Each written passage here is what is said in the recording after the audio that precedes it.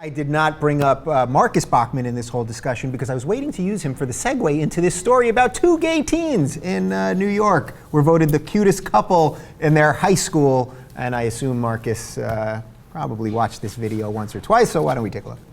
High school superlatives are monumental, like the Cutest Couple Award at Carmel High School in Carmel, New York. This year, the award went to Dylan Meehan and Brad Taylor, a same-sex couple whose picture has since gone viral. Carmel senior Chelsea Blaney posted the picture on Tumblr and wrote, "Two of my best friends, one cutest couple of our senior class. First time in my school history a same-sex couple has been able to run for this category, not to mention winning it. So proud of them and my school." You can put them facts on file because the principal confirmed it. As for the couple themselves, Brad and Dylan spoke to the HuffPost and said, "This whole thing has been a bit surreal for us because we have been raised to believe that love is love. We never realized that our happiness and openness would inspire so many individuals. The support we have received from our family, friends, and even strangers has led us to believe that our affection for each other is normal." That was after their friend's post on Tumblr had received over 100,000 notes in just 3 days. All right, that seems pretty innocuous and pretty good if you ask me. We need things like this to happen in order for progress to progress. Brett, do you agree with me, or is this the liberal gay agenda pushing their views on... Go. I just don't think that couple was that cute. I mean, come on, that one dude's hair is like so ridiculous. I mean, I'm sure there's another same-sex couple that's like slightly cuter than that. I commence with hating on him right away. Yeah, I think what happens is that the straight couples split the vote, and so it's just there's an opening, and I think that's great. I mean, that's electoral politics. First, you came for our marriages. Now you come for our yearbook superlatives. What's next? Dave, can't we have anything anymore?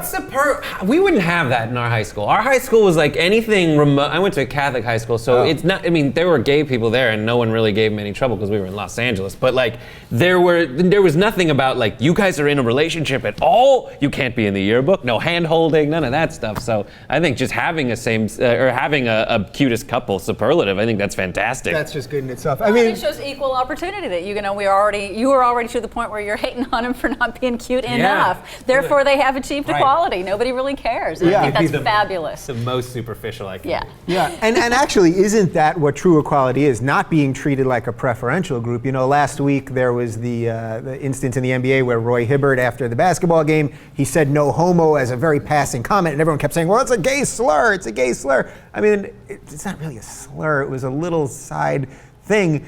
So if you want to be treated equally, you should be able to be made fun of the same way as everyone else, I think right? It shows that, you know, we've progressed so fast on this issue, which is amazing and wonderful and really, really heartwarming to know that, you know, we can still change our ways in a way that's so fast and so quick that, you know, this is falling, this one more barrier falling to the wayside. I'm wondering, you know, what other barriers are there that we have not yet to have fall to the wayside with this? Because I think most generations of Americans, at least everybody under the age of, say, I don't know, 65, is all in favor of this. Yeah. Well, I think that's probably, you know, pushing it because 65 may be a little old. It's not quite 50. The Fox News demographic, but I think it is instructive that the kids themselves were like, why is this a big deal? Yeah. And yet all the people on the internet, which is probably people a little older, responding, who are saying this is a big deal. But to them, that they're saying it's not a big deal is indicative that we are making that kind of progress, that it surprised them that there would be that anybody would make note of this. And I think the Hibbert situation is the opposite extreme from that, which is that we're not going to let you make these kind of slurs. Whereas,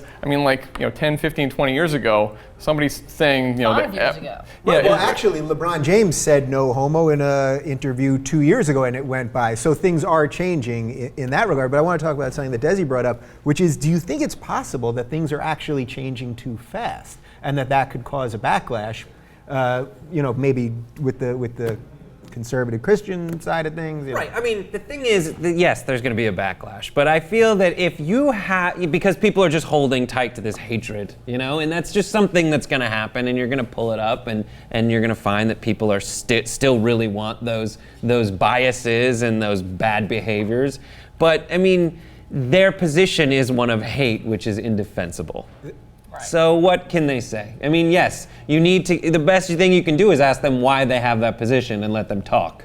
Yeah. But I mean, I think the backlash is inevitable no matter how slowly it goes. Because I think it goes to what we were talking about in the last segment with the people the Republicans and the older Fox News viewers who are angry about changes that are happening in this country. And seeing one of the things, news stories this past week was a gay man who was killed in Manhattan outside of his apartment, I think, And that, I mean, it's a horrible story, but it's not surprising that that kind of anger at the fact that this country is changing, and it's changing in ways these people don't like, that people who are gay and out and open about it are going to be a very public depiction of that, or a representation of that, and are going to be the focus of that kind of anger. And I mean, it's horrible and lamentable, but I don't see as how, I mean, it seems like it's inevitable. The other option is to not change. And I don't like that option so much. Do you guys think we always just need the other? We just need someone to hate, and we just kind of shift this around? Actually, it was making me think, to go back to the first segment that we did, maybe we bring the Neanderthals back and we just all hate on them, and what are they going to do? Get a political action committee? Let's Come on. just hate on kittens or something. Pick a non-human that exists. I've had it with these freaking stupid kitten kittens. Why are you licking yourself? That's disgusting. Hairballs? Ugh. You bring back the Neanderthals, and they would become politically aware and be like, wow, those Tea Partiers are crazy. Yeah. And plus, they were a bunch of jack dudes that all hung out together. There was probably some gay stuff going on. That's why they died out. Whoa. And you also have people who want to hunt them. It's all there. It's all there. The thing was, as much as people didn't want to, they did interbreed with those Neanderthals, and there's Neanderthal DNA in all of us. Yeah. Yes. All right, so net gain here clearly seems to be on the side of the gain. Boy Scouts, let's talk about that real quick, just bring that into this. They did lift the ban on the Scouts, but once you're 18, then you are banned again, or you cannot be a Scout leader. I mean, this is craziness. Literally, one day you're good to go, birthday, you're out. Do we all just think this is, is this just half-assed nonsense? Implication. There is a very strong implication that gay people are child molesters. Yeah. That is what they're saying. No. That's what they're saying. Because if you want to ban, I mean, their impetus or their motivation behind this is to make it so that if you have a gay Scout leader, he might try to molest the children. No, gay people don't molest children. Child molesters molest children, and plenty of them are married and have female partners. But the thing is, like, you're basically saying that if we let gay people hang around these children, they're going to try to have sex with them. So do you guys see this then as a victory at all? Because I know, like, GLAAD, for example, was touting this as a huge victory that they got the Boy Scouts to come around. But I agree with what you're saying. They're just shifting this slightly, and nothing really has changed. I think it's just a half-ass measure. I think GLAAD, I understand why they would come out and praise this as progress, because it is progress. At least for those kids, they won't have that necessarily be something that is criticizing. But don't they have something that's worse in a way? Like, you're going to grow up into this horrible thing that we're going to have to... It's totally intellectually dishonest, it's completely illogical, and it's ridiculous. And I don't think any person who can think their way through this will see anything otherwise. The idea that, once you go from 17 years and 364 days, now boom, you are unacceptable. I think everyone can sort of see the illogic of that. No. Everyone knows that if you're gay as a child on your 18th birthday, you turn into a predator. Everybody knows that. It's like when the Hulk gets mad. I'm going to disagree a little bit and just give the Boy Scouts a pass, because this was not like the group coming down from on high with this decision. It was a vote,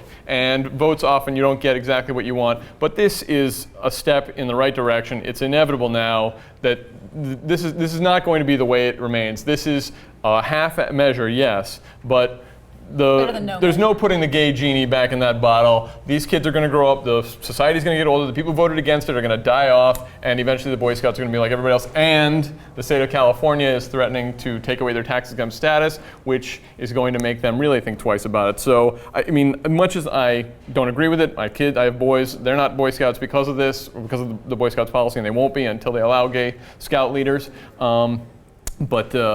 But I think that it's just, the ones who are defending it and saying, well, we're going to draw the line here. Yeah, we're going to do this, but we're not going to allow, that's not going to hold. It's just, I don't, the intellectually dishonest, I wonder if they think they just did this amazing thing. Like, look at it, definitely not the Scout leaders. I mean, we all know why. But we're letting the kids be gay. And they think they're doing this great thing.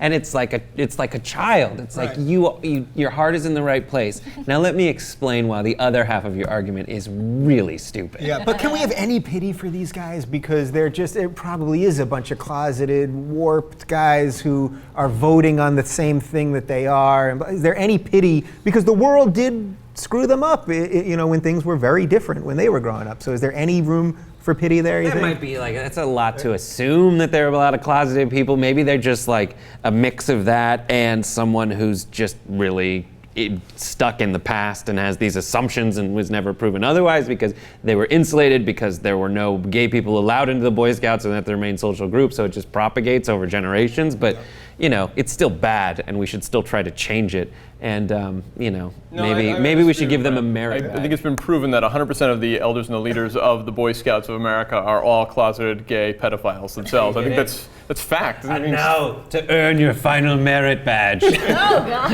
And on that note, I would like to say that Malcolm not only speaks a good game, but he also fills in for the gay Scoutmasters here at our local California chapter of the Boy Scouts. So there you go. When Marcus Bachman can't make it. Exactly.